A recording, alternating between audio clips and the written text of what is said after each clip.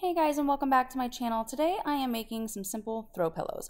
I was researching because I just wanted some simple faux fur pink throw pillows, and the prices were ridiculous. There was no way that I was going to be spending $30 to $50 on pillows. So I'm going to show you guys how to do it yourself.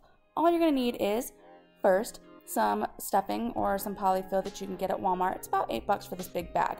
Some of the fabric of your choice, and if you're going to do thread and needle, you'll need that, or a sewing machine.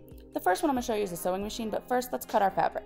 You're going to want to cut the fabric to the size that you want, usually a square size. So for this one, it's going to be about 17 or 18 inches wide, and I'm going to give myself some slack of about ½ an inch on each side for the seams, because you're going to want to cut these squares. You're going to want to cut that whole thing square larger also.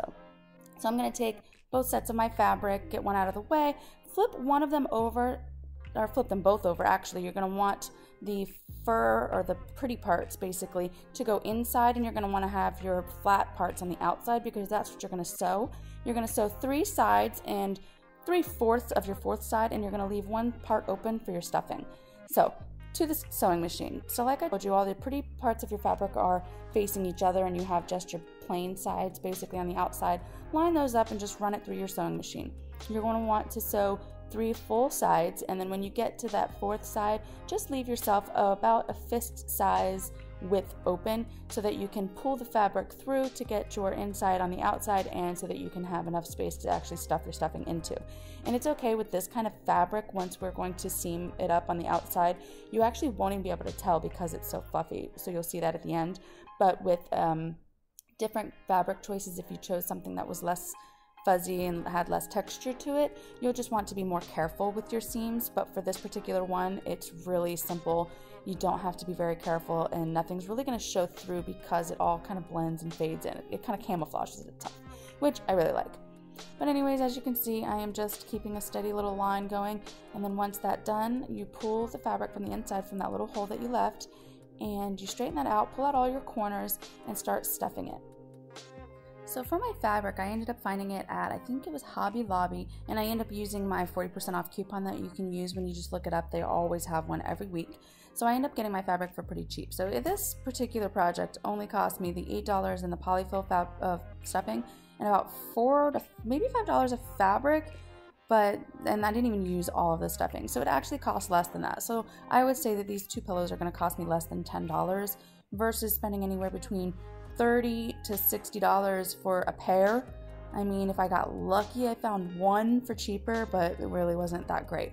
So that's why I'm opting for doing this particular project myself rather than going broke buying them. So once you get it pretty full and fluffed how you like it, get that top corner part that you're actually going to be sewing up, and make sure you have a little bit of extra stuffing just for that particular area.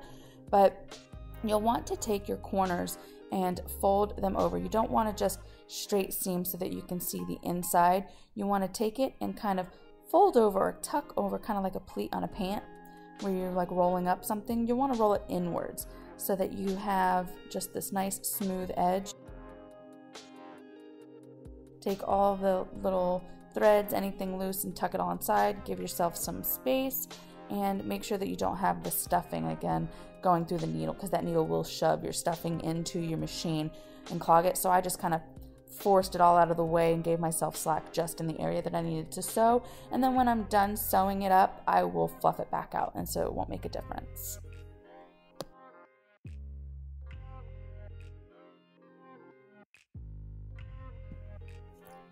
Next up is using a needle and thread. Now, once you get your needle, you'll need to take about 5 hours to thread it. Just kidding. It takes a little while though.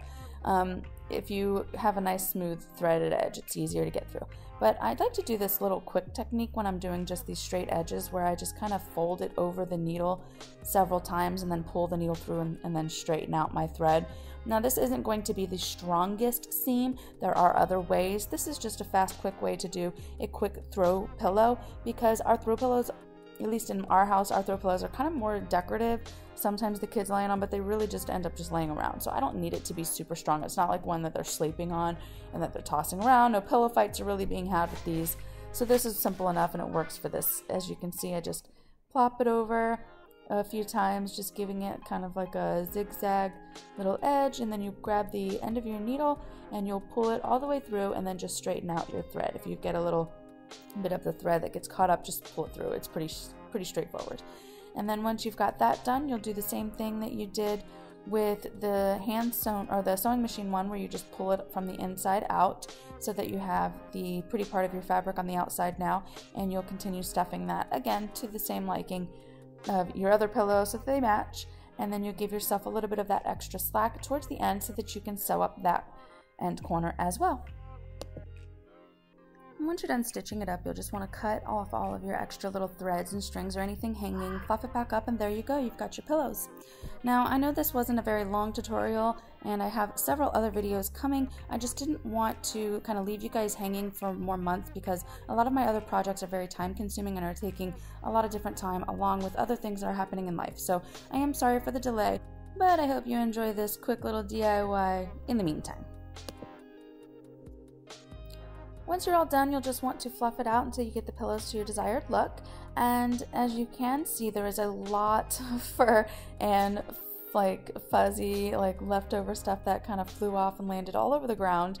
So that was a bit of a mess, and it's something I tried to keep away from my sewing machine. So actually hand sewing this one was probably in my sewing machine's favor.